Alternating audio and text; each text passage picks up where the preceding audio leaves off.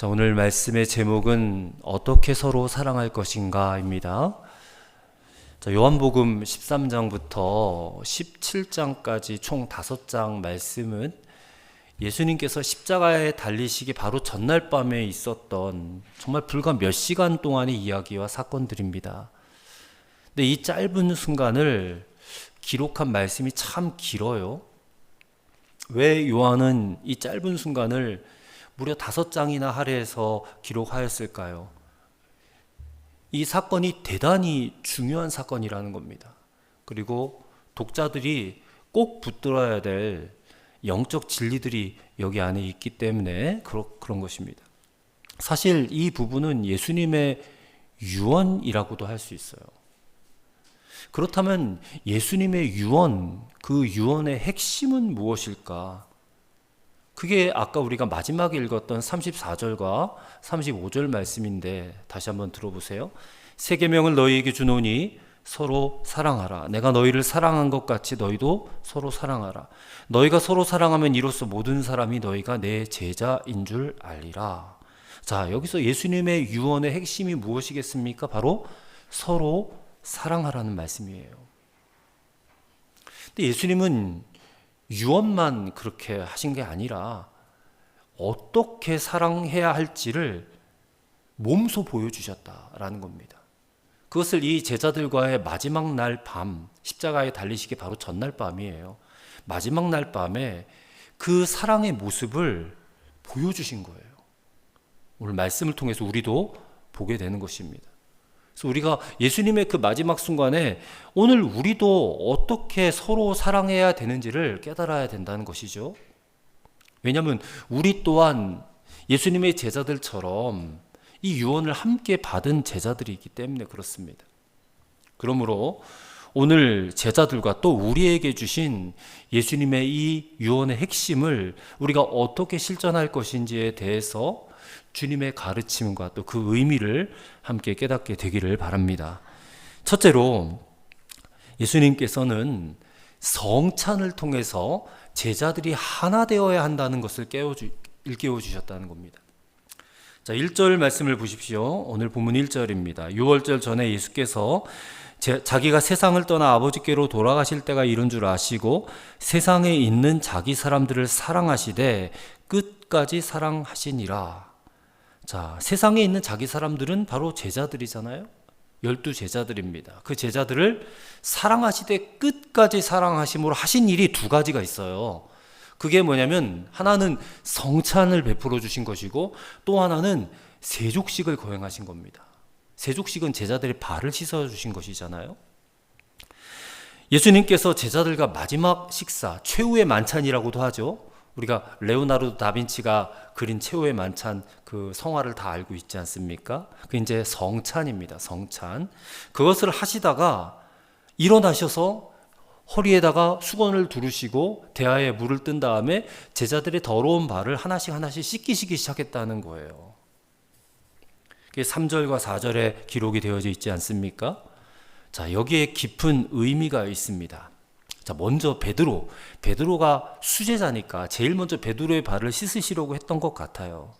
근데 이 베드로가 발을 내놓아라 하니까 6절의 말씀을 보시면 베드로가 이럴 때 주여 주께서 내 발을 씻으시나이까, 이거는 발을 이렇게 내밀려고 하지 않는 거예요. 거부하는 것입니다. 근데 그때 예수님께서 뭐라고 말합니까? 8절에 보니까 베드로가 이르되 내 발을 절대로 씻지 못하시리이다. 예수께서 대답하시되 내가 너를 씻어주지 아니하면 내가 나와 상관이 없느니라 그래요. 내가 너의 발을 지금 씻겨주지 않으면 너는 나랑 상관없는 자가 될 수밖에 없어. 그 말을 들으니까 베드로가 덜컥 겁이 나는 겁니다. 그래서 마음을 바꿔서 9절에서 뭐라고 말하느냐? 주여 내 발뿐 아니라 손과 머리도 씻어주세요 그러는 겁니다. 다 샤워를 시켜달라는 얘기인지 아무튼 다 씻어달라. 그랬더니 예수님께서 10절에서 뭐라고 말씀하시느냐? 이미 목욕한 자는 발밖에 씻을 필요가 없느니라 온 몸이 깨끗하니라 그런 말씀을 하세요. 자, 근데 그 다음 말씀이 중요합니다. 너희가 깨끗하나 다는 아니니라 그래요. 자, 이 말씀에서 우리는 지금 제자들의 발을 씻기시는 예수님의 의도를 파악할 수가 있어요. 자, 이미 목욕한 자는 발만 씻으면 된다. 발만. 온 몸이 깨끗하니까 하시고는 너희가 깨끗하지만 다는 아니다. 다는 아니다. 자, 이게 무슨 말씀일까요? 자, 예수님께서 씻기시려고 하는 것은 그냥 더러운 발이 아니라는 겁니다. 예수님이 씻기시려는 것은요, 사람이에요, 사람. 11절의 말씀을 보시면 이는 자기를 팔 자가 누구인지 아심이라 그러므로 다는 깨끗하지 아니하다 하시니라. 자, 지금 예수님께서는요, 예수님 당신을 팔게 될 가룟 유다에 대해서 말씀하시는 것임을 알게 돼요. 그래서 다는 깨끗하지 않다. 자, 여기서 우리 질문이 생깁니다. 우리 같으면 굳이 전체 제자들 발을 다 씻기실 필요가 뭐가 있겠어요? 그냥 가룟 유다만 따로 불러가지고 그의 발을 씻겨주면서 회개하라고 말을 하든지, 그렇게 해서 유다의 마음을 좀 돌이키든지, 내가 다 알고 있어, 네가 나를 팔아먹을 것을 내가 다 알고 있어 하면 되지. 왜 굳이 아무 말씀도 안 하시고 모든 제자들의 발을 다 씻기시는 것일까? 그것은 예수님께서 유다를 보호하시려는 거예요. 다른 제자들이 이 가룟 유다의 그 예수님을 팔려고 하는 마음을 알지 못하도록 회개만 하고 돌아오면 아무 일 없었던 것처럼, 그래서 단지 가룟 유다만 알아들을 수 있도록 여러 번 말씀을 하셨거든요. 그러니까 이것은 예수님께서 가룟 유다에게 회개할 기회를 주시는 겁니다. 그리고 이것이 바로 가룟 유다를 사랑하시는 방법이었던 거예요. 자, 먼저 10절에 너희가 깨끗하지만 다는 아니다 하심으로 가룟 유다의 마음을 찔러줘요. 회개하라는 겁니다. 유다야, 너 빨리 회개해. 근데도 못 알아들으니까 18절에 가서 보면 또다시 이런 말씀하세요. 내 떡을 먹는 자가 내게 발꿈치를 들었다. 자, 이것도 유다가 너 나를 팔 것이다 라는 것을 지금 얘기를 하는 거예요. 이게 두 번째 회개의 기회예요. 근데 그런데도 못 알아들으니까 21절의 말씀을 보시면 아예 대놓고 뭐라고 말합니까? 너희 중 하나가 나를 팔리라 그래요. 그것이 세 번째 회개의 기회였습니다. 너희 중에 하나가 나를 팔리라 그러니까 제자들이 막 동요하잖아요. 아, 과연 누가 예수님을 팔아먹어? 근데 가룟 유다가 그 이야기를 듣고 나서도 끝내 회개하지 않는 거예요. 자, 이것을 아신 예수님께서 이제 대야에 물을 떠서 모든 제자들의 발을 씻기시기 시작하신 거예요. 자, 근데 이 세족식에 대한 이야기는 두 번째 말씀을 드리겠지만, 자, 이 시간에 예수님께서 제자들과 함께 마지막 식사를 하고 계셨다는 게 중요합니다. 자, 이것을 우리는 성찬, 성만찬 이렇게 부릅니다. 자, 이 식사를 왜 성찬이라고 부르느냐 하면 이 식사 시간대에는 다른 때와는 다르게 예수님께서 떡을 떼어서 제자들에게 주시면서 이 떡은 내 몸이라, 또 포도주를 나눠주시면서 이 포도주 잔은 내 피라, 그런 말씀을 하셨기 때문에 그래요. 오늘 요한복음 본문엔 안 나오지만 마태, 마가, 누가엔 다 나옵니다. 자, 예수님의 몸, 예수님의 살이 이 떡이고 예수님의 피가 이 잔이다. 자, 사도 바울이 이 성찬의 의미에 대해서 고린도전서 10장 16절 17절에서 설명을 하고 있습니다. 자, 뭐라고 말했느냐? 사도 바울이 우리가 축복하는 바 축복의 잔은 포도주죠. 축복의 잔은 그리스도의 피에 참여함이 아니며 우리가 떼는 떡은 그리스도의 몸에 참여함이 아니냐 그래요. 그러니까 이 축복된 잔과 떡을 받는 자는 그리스도의 몸과 피에 참여함이 된다, 그런 얘기예요. 참여함이 된다라는 게 무슨 말이느냐? 그 예수님과 하나가 된다는 거예요. 우리가 그것을 먹잖아요. 예수님의 살과 피를 먹음으로써 예수님과 내가 하나가 된다, 그런 의미를 갖는 거예요, 성찬식이. 그런데 이 성찬에는 또 하나의 의미가 있어요. 자, 먼저는 예수님과 하나가 된다. 그리고 두 번째 의미는 뭐냐면 성찬을 함께 받는 사람들도 서로 하나가 된다는 거예요. 그게 고린도전서 10장 17절 말씀입니다. 떡이 하나요 많은 우리가 한 몸이니 이는 우리가 다 한 떡에 참여함이라 그랬어요. 한 떡에서 떼어서 다 그 똑같은 떡을 먹었으니까 우리가 다 한 몸이 되었다, 하나가 되었다, 그런 얘기거든요. 그래서 중요한 사실입니다. 성찬을 받으실 때 먼저는 그 성찬의 주인 되신 예수님과 하나가 되고, 두 번째는 그 성찬을 함께 받은 성도들이 하나가 됐다. 이 두 가지 의미를 꼭 기억하셔야 됩니다. 자, 이 말의 의미는 이런 의미를 가져요. 나와 함께 성찬을 받은 성도들, 내 옆에 있는 교우들이 모두 다 나와 하나가 되었기 때문에 그 사람의 잘난 것은 내가 잘난 것이고 그 사람의 허물이 다 나의 허물이 된다, 그 얘기예요. 그렇기 때문에 예수님이 12제자를 생각해 보세요. 12제자 가운데 가룟 유다가 예수님을 파는 죄를 저지르잖아요. 그럼 그 죄는 가룟 유다만의 죄가 아니라는 거예요. 너희가 한 떡에서 같이 먹었기 때문에 그 죄는 유다만의 죄가 아니라 너희 모두의 죄가 된다는 거예요. 그래서 베드로의 발도 씻으셔야 됐고 안드레의 발도 씻으셔야 했다는 거예요. 여러분, 마찬가지입니다. 우리가 한 떡에서 한 성찬을 받았다면 우리는 더 이상 이제 남이 아니에요. 우리는 예수님 안에서 우리 서로가 하나가 되었다. 여러분이 교회를 이루었어요. 우리가 다 교회를 이루었는데 함께 교회를 섬기는 성도 한 사람 한 사람이 우리가 관계를 맺고 살아가는데 어떤 성도가 나를 화나게 했어요. 어떤 성도는 또 나를 짜증나게 했어요. 그래서 그 사람과 대화도 하기 싫고 같이 예배도 드리기 싫고 그런 사람들이 있을 수 있어요. 자, 만약에 그런 성도가 있다면 앞으로 성찬 받을 때에 주변을 잘 둘러보고 받으셔야 돼요. 왜냐하면 성찬을 함께 받고 나면 그 사람의 허물이, 그 사람의 죄가 나의 허물, 나의 죄가 된다는 거예요. 그러면 저 사람과 나는 성찬을 같이 받으면 안 될 것 같아. 그래서 난 이번에 성찬을 안 받을 거야. 언제까지 그런 마음으로 예수를 믿으시겠냐는 거예요. 내가 좋아하는 사람, 내가 사랑할 만한 사람, 그런 사람들과만 성찬을 같이 받고 같이 예배드린다면 그것이 어떻게 과연 성찬이 되겠는가? 여러분, 우리가 성찬을 통해서 반드시 생각해야 될 것은 나를 기분 나쁘게 하고 나를 슬프게 하고 나를 화나게 하는 그 사람, 그 허물 많은 그 사람과 내가 하나 된다는 것보다 그 먼저 이전에 예수님께서 허물 많은 나와 하나가 되어주셨다라는 것을 먼저 생각해야 된다는 거예요. 예수님이 나와 하나가 되어주셨다. 여러분, 거룩하시고 흠이 없으신 예수님이 어떻게 우리와 하나가 되십니까? 그것 자체가 말이 안 되잖아요. 근데 그런 예수님이 나와 하나가 되어주셨는데 나는 나를 좀 기분 나쁘게 한다는 저 사람과 나는 절대 상종도 하기 싫어. 난 하나 되기 싫어. 나는 저 사람과 성찬 같이 받지 않을 거야. 이렇게 한다면 주님이 뭐라고 하시겠는가? 그거를 생각하라는 겁니다. 그래서 우리가 성찬을 함께 받을 때에 이제는 내 옆에 있는 성도들, 교우들, 좋은 사람도 있고 기분 나쁜 사람도 있고 별로 관심 없는 사람들도 있겠지만 예수 그리스도 안에서 우리는 서로 하나가 되었다.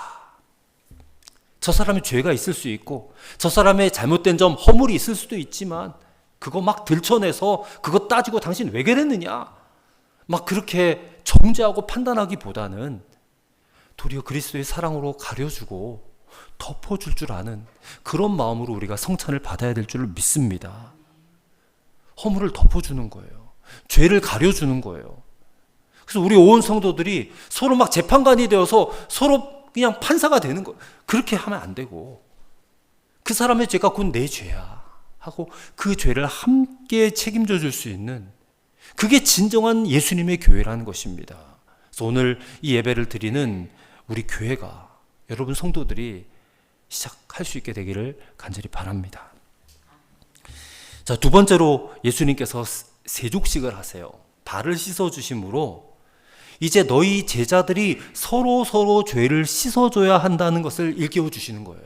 서로 죄를 씻어줘야 된다. 자, 14절 말씀 보시면 내가 주와 또는 선생이 되어 너희 발을 씻었으니 너희도 서로 발을 씻어주는 것이 옳으니라 그래요. 너희도 서로 발을 씻어줘. 발 씻는 거는 예수님만 씻어주시는 게 아니고 너희도 서로 발을 씻어주라. 그래가지고 우리가 그것을 본받겠다고 세족식을 하잖아요. 뭐 예전에 우리가 수련회 같은 데 가거나 아니면 고난주간에 또 교회에서 어떤 고난주간 행사를 하다 보면 발을 씻어주는 그런 세족식 의식을 여러분 한두 번 한번 경험을 해보셨을 겁니다. 그러면서 생각해요. 세족식 하면서 생각합니다. 내가 이렇게 낮아져야지. 내가 이렇게 겸손해져야지. 내가 이렇게 앞으로는 잘 섬기고 봉사해야지. 이제 그런 생각을 하면서 발을 씻어줘요. 그런데 예수님의 세족식은 그런 겸손하라, 낮아져라, 봉사해라라는 그런 교훈이 아니에요. 예수님의 세족식은 죄를 씻어주는 거예요. 예수님께서 제자들의 발을 씻기시는 일은 가룟 유다로 인한 그 예수님 팔아먹는 죄, 그것이 다 모든 제자들의 죄라고 그랬지 않습니까? 그들의 죄를 다 씻겨주시는 일이었다는 것입니다. 영국에서 한 연극이 상영된 적이 있습니다. 연극의 제목은 유다의 얼굴이라는 연극이에요. 자, 내용은 누가 가룟 유다의 배역을 맡을 것인가 하면서 많은 배우들을 찾아다니면서 가룟 유다의 배역을 찾는 이야기인데, 이 연극의 마지막 장면이 굉장히 인상이 깊습니다. 등장했던 모든 인물들이 나와서 크게 한 목소리로 외치면서 막이 내려지는데 뭐라고 외치느냐? 관객들을 향해서 당신도 가룟 유다가 될 수 있습니다.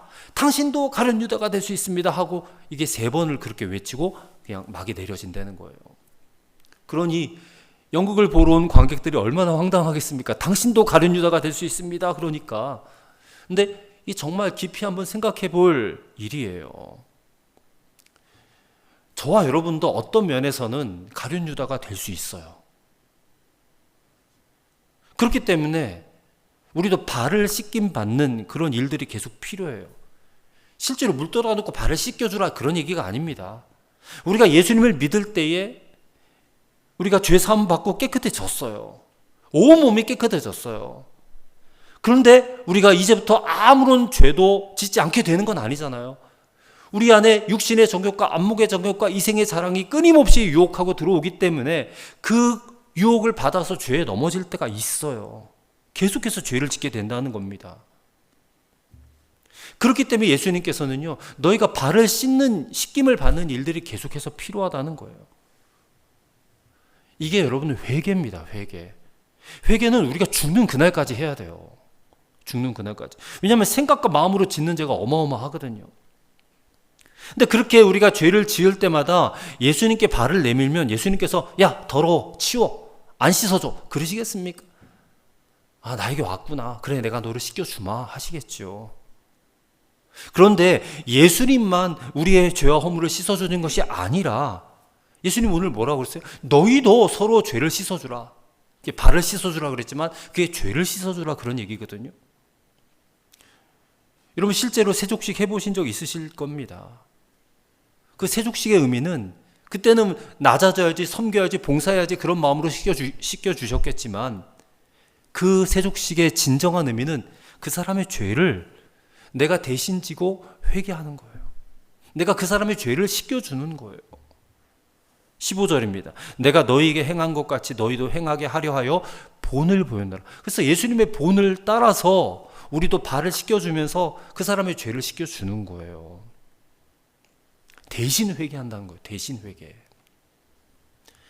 주기도문도 우리가 아까 예배 시간에도 함께 고백을 했지만 주기도문에도 우리가 우리에게 우리의 죄를 사하여 주옵시고 그러죠. 우리가 우리에게 죄 지은 자를 사하여 준 것 같이 우리의 죄를 사하여 주옵시고 내 죄를 사하여 달라고 기도하지 않고 우리의 죄를 사하여 달라고 기도하잖아요.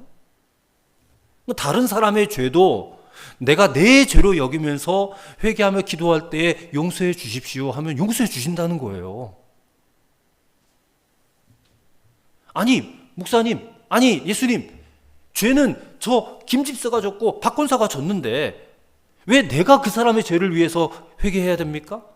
회개하라는 거예요. 그렇게. 왜냐하면 너희가 한 몸이 되었으니까.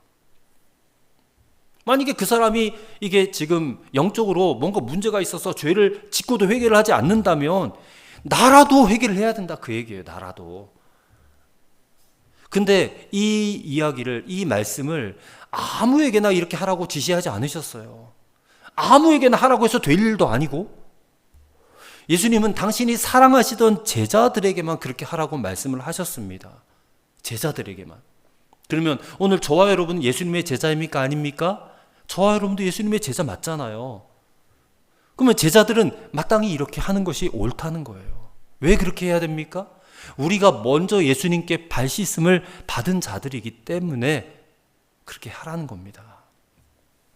사랑하는 여러분, 여러분이 지금 어떤 사람들로부터 심한 그냥 마음의 고통을 받고 계실 수도 있을 거예요.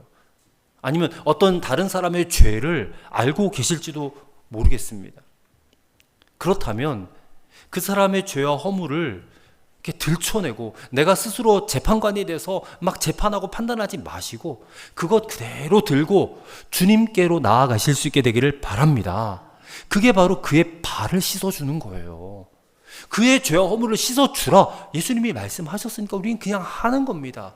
우리의 모든 감정 배제하고 주님의 말씀이니까, 주님의 명령이니까 내 감정은 그것을 별로 원하지 않지만 그래도 주님의 말씀이니까 내가 그렇게 해보겠습니다. 내가 예수님의 제자니까. 그런 마음으로 한번 해보시기를 바랍니다. 그럼 여러분 마음에 기쁨이 넘치게 될 줄로 믿습니다. 그 다음에 세 번째로 이 성찬과 세족식을 통해서 예수님은 사랑을 제1로 여기며 살아야 된다라는 것을 일깨워 주셨다는 거예요.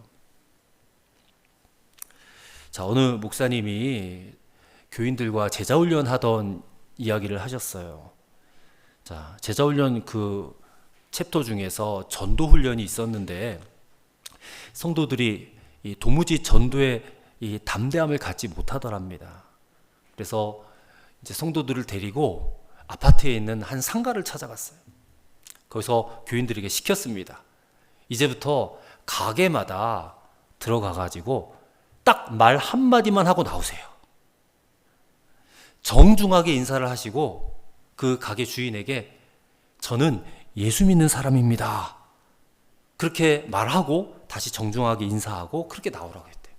뭐 다른 말 섞지도 말고 그냥 정중하게 인사하고 저는 예수 믿는 사람입니다. 그리고 다시 정중하게 인사하고 나와라. 그래서 시키는 대로 다 했대요, 교인들이. 근데 그렇게 하고 나니까 담대함이 생기더라는 거예요. 해보니까 별거 아니네. 별거 아니네. 여러분, 우리가 다른 사람에게, 예수 안 믿는 사람에게 저는 예수 믿는 사람이에요 하고 그런 고백만 분명하게 하고 살아도요, 이게 사실 전도하고 사는 거예요. 뭐 교회를 나와야 된다, 당신 예수 믿어야 된다 이런 얘기 할 필요도 없고 저는 예수 믿는 사람입니다 하고 인사만 해도. 근데 많은 성도들이 이 고백을 잘 못합니다. 이 간단할 것 같은 이 고백이 별로 쉽지가 않아요. 그게 내가 성격이 뭐 아이 성향이기 때문에, 내성적이기 때문에 그런 것이 아니, 내가 그 고백을 떳떳하게 할 자격이 없다고 느끼기 때문에. 여러분 평생 예수 믿어왔는데 예수 안 믿는 사람에게 저는 예수 믿는 사람입니다라고 고백하는 게 여전히 어렵다면 그동안 우리 신앙생활은 정말 빵점에 가까워요. 정말 빵점에 가깝습니다. 근데 많은 성도들이 그렇다니까요. 내가 별로 자격이 없는 것 같아. 왜냐하면 예수 믿는 사람답게 안 사니까. 그렇게 안 사니까 저 사람에게 가서 나 예수 믿는 사람이야 라고 말을 못하는 거예요. 여러분 어떤 사람이 과연 나는 예수 믿는 사람입니다 라고 떳떳하게 고백할 수 있겠습니까? 예수 믿고 막 벼락부자가 되었다면? 예수 믿고 막 불치병이 나았다면? 예수 믿고 내가 정말로 남들이 부러워할 만한 성공을 이루었다면 떳떳하게 고백할 수 있을까요? 그 정답은 예수님께서 갖고 계세요. 가룟 유다가 예수님을 팔기 위해서 나갔습니다. 나가니까 이제 남아있는 11명의 제자들에게 예수님이 이런 말씀을 하세요. 31절입니다. 지금 인자가 영광을 받았고 하나님도 인자로 말미암아 영광을 받으셨도다. 그런 말씀을 하세요. 자, 이 말씀은 이제 가룟 유다의 배신이 이어지고 그리고 우리가 잘 아는 베드로의 배신도 이어질 테고 그리고 예수님 당신은 로마 병정들에게 잡혀가셔서 십자가에 못 박혀 죽게 될 것을 하시는 말씀이에요. 그거를 영광을 받았다 그런 말씀을 하시는 거예요. 죽게 되는 게 영광을 받았다라는 거예요. 우리가 지난 주일에 말씀을 나눴잖아요. 예수님이 그 헬라 사람들을 따라가서 고난을 피할 수 있었는데 그 사람들 따라가지 않고 나는 하늘의 미랄이 돼서 땅에 떨어져 죽겠다고 말씀하지 않으셨습니까? 그게 오늘 31절 말씀도 똑같은 말씀이거든요. 인자가 이제 영광을 받게 되었다. 그러면서 이제 진짜 유언을 하시는 거예요. 그게 요한복음 13장의 핵심 말씀이고 이 지금 고난 주간에 우리가 핵심으로 붙들어야 될 말씀이에요. 그게 34절, 35절 말씀인데 우리 다시 한번 34절, 35절을 함께 읽어보도록 하겠습니다. 새 계명을 너희에게 주노니 서로 사랑하라. 내가 너희를 사랑한 것 같이 너희도 서로 사랑하라. 너희가 서로 사랑하면 이로써 모든 사람이 너희가 내 제자인 줄 알리라 하셨어요. 서로 사랑하라. 이것이 저 예수 안 믿는 사람들에게 저는 예수 믿는 사람입니다 라고 떳떳하게 말할 수 있는 그런 자격이 되는 거예요. 여러분이 서로 사랑하는 사람이 되었으면 저는 예수 믿는 사람입니다 라고 떳떳하게 말할 수 있고 인사할 수 있는 사람이 된다는 것이 그게 예수님의 기준이에요. 예수 믿고 돈 많이 벌고 예수 믿고 병 고침 받고 예수 믿고 뭐 세상 속에서 높아지고 영광 얻고 이게 예수님의 기준이 절대 아니다. 여러분이 다른 어떤 누구와 서로 사랑하는 관계가 되었다. 교회 안에서 서로 사랑하는 관계가 되었다. 그런 사랑하는 그런 마음을 갖고 진정 사랑을 베푸는 자가 되었을 때 비로소 세상 사람들에게 나아가서 저는 예수 믿는 사람입니다라고 당당하게 말할 수 있다는 거예요. 우리는 흔히 예수님의 마지막 분부, 마지막 당부로 마태복음 28장 18절에서 20절 말씀을 생각합니다. 예수님의 마지막 지상 명령이잖아요. 너희는 모든 족속에게 가서 복음을 전하고 그들을 제자로 삼으라. 이게 이제 전도에 대한 말씀 아닙니까? 근데 그 전도에 대한 말씀 이전에 당부하신 것이 바로 오늘 본문의 말씀이라는 겁니다. 서로 사랑하라는 거예요. 그래서 사랑하라가 먼저고 그 다음에 전도하라예요. 이 사랑하라 전도하라가 예수님의 마지막 당부예요. 제자들에게 하신 마지막 당부. 근데 그 둘 중에서 더 중요한 것을 꼽으라면 여러분 뭐가 되겠습니까? 이 전도하라 사랑하라 둘 중에 더 중요한 게 뭐가 되겠어요? 단연코 성경은 단연코 사랑하라예요. 사랑하라. 우리가 잘 아는 고린도서 13장 13절 말씀 믿음, 소망, 사랑 이 세 가지는 항상 있을 것인데 그 중에 제일은 뭐야? 사랑이라 그랬지 않습니까? 사랑이 제일이에요. 사랑이. 다른 거 못해도 상관없어요. 여러분 사랑만 하세요. 그러면 천국 갑니다. 사랑만 하세요. 왜냐하면 사랑만이 천국에서 통용되는 유일한 가치예요.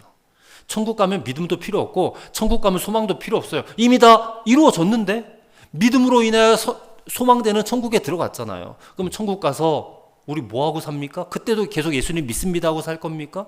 뭐하러 그럽니까? 예수님을 얼굴과 얼굴 대면해서 마주보고 있는데 거기서 예수님 믿습니다 할 필요 없어요. 거기서는 오직 사랑만 하며 사는 겁니다.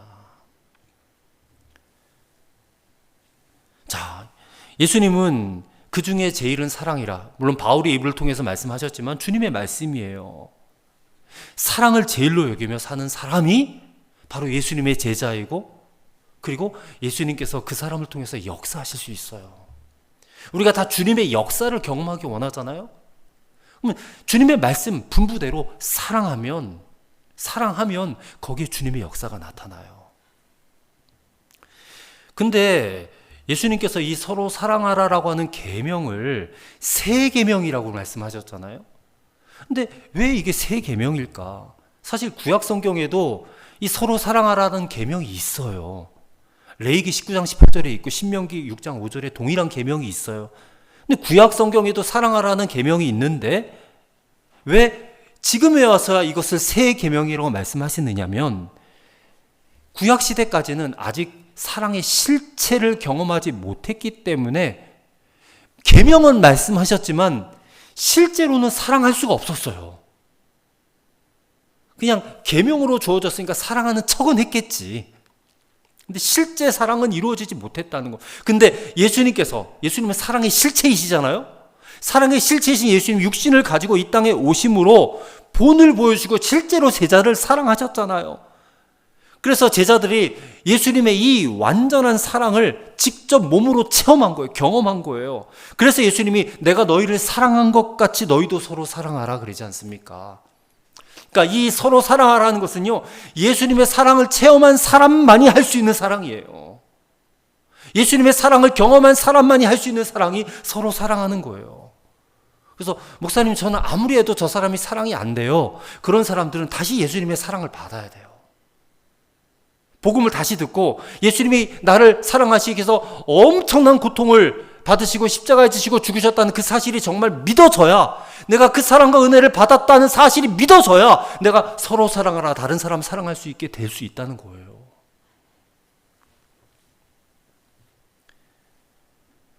만약에 아직도 내가 어떤 사람을 용서하지도 못하고 사랑하지도 못하고 있다면 그 사람이 나쁜 사람이기 때문에가 아니에요. 내가 아직 주님과의 관계가 풍성하지 못하다는 증거예요. 여러분, 다시 십자가 아래로 돌아가서 이 고난, 지금 우리가 사순절을 보내고 있는데 십자가를 끊임없이 묵상하고 십자가에서 보혈을 흘리신 그 예수님의 사랑, 그 안으로 여러분 자꾸 여러분을 들이미셔야 돼요. 그 보혈로 말미암아 우리에게 부어진 사랑을, 그 풍성한 사랑을 경험하게 되면 반드시 사랑할 힘이 생긴단 말입니다. 그래서 세상 사람들이 우리가 그렇게 사랑하는 것을 보고, 아, 저 사람은 주님의 제자가 맞네, 그렇게 한다는 거예요.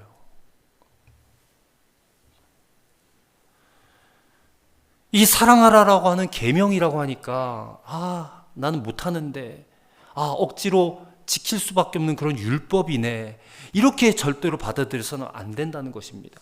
하기 싫은데 억지로 사랑하는 척하는 것은 그냥 구약시대 성도와 똑같이 되는 거예요. 그건 주님이 말씀하신 사랑도 아니에요. 여러분, 서로 사랑하는 것은 주님과의 풍성한 사랑의 관계 속에 있을 때 저절로 되어지는 것이다. 그래서 오늘 사랑을 제일로 여기며 살 것이다 라고 결심을 하고 순종하게 되면 주님께서 우리가 사랑할 수 있는 힘을 또한 부어주실 줄로 믿습니다. 그리고 주님의 이 마지막 부탁은요, 결국 믿는 사람들, 우리 예수 믿는 모두가 사는 길이에요. 그리고 17절 말씀처럼 하늘의 복을 누리는 길이에요. 복 받기 원하시잖아요. 그러면 주님 말씀대로 살아보세요. 그러면 정말 여러분들에게 복이 있게 될 줄 믿습니다. 사랑을 제일로 여기며 살아가시기를 바랍니다. 그것이 이 땅에서 천국을 사는 것이죠. 사랑하는 성도 여러분, 우리가 어떻게 서로 사랑할 수 있겠습니까? 저는 저와 여러분이 먼저 주님의 풍성한 사랑을 다 받아 누리실 수 있기를 바랍니다. 제자들이 경험했던 것처럼 우리가 성찬 받을 때도 주님의 사랑을 경험할 수 있어요. 주님이 떡을 주시면서 이건 내 몸이야, 잔을 주시면서 이것은 내 피야. 왜 그걸 주시겠습니까? 당신의 이 살과 피를 왜 우리에게 주십니까? 사랑하니까 주시는 거예요. 이제 너가 나와 하나가 되자. 그리고 이 성찬을 함께 받은 너희도 서로 하나가 되었어. 잊지 마. 우리는 이제 남이 아니야 라는 것을 깨달아. 그래서 주님처럼 서로 발을 씻어주시는 그런 삶을 살아갈 때 얼마나 기쁨이 넘치겠어요. 그리고 이제부터 나는 사랑만 하며 살 거야. 천국 갈 때까지. 아니, 천국 가서도 나는 사랑만 하며 살 거야. 그렇게 여러분 마음에 결심으로 순종하며 살아가시면 우리 모두가 다 하늘의 복을 누리는 자가 될 줄로 믿습니다. 기도하겠습니다. 하나님, 예수님, 서로 사랑하라고 이 마지막 유언을 남기시고 예수님이 십자가를 지셨습니다. 십자가에서 그 모진 고난, 수치, 모욕 다 당하시고 물과 피 다 쏟으시고 끝까지 자신의 몸으로 우리를 향한 사랑을 보여주신 예수님이십니다. 그 예수님을 오늘 우리가 예배하면서 마음을 다하여 예수님을 사랑하게 하시고, 그리고 우리도 서로 사랑하게 하옵소서. 사랑을 제일로 여기며 천국 갈 때까지, 아니 천국 가서도 사랑을 제일로 여기며 살아가는 우리 교우들이 되게 하여 주시옵소서. 예수님의 이름으로 기도드리옵나이다. 아멘.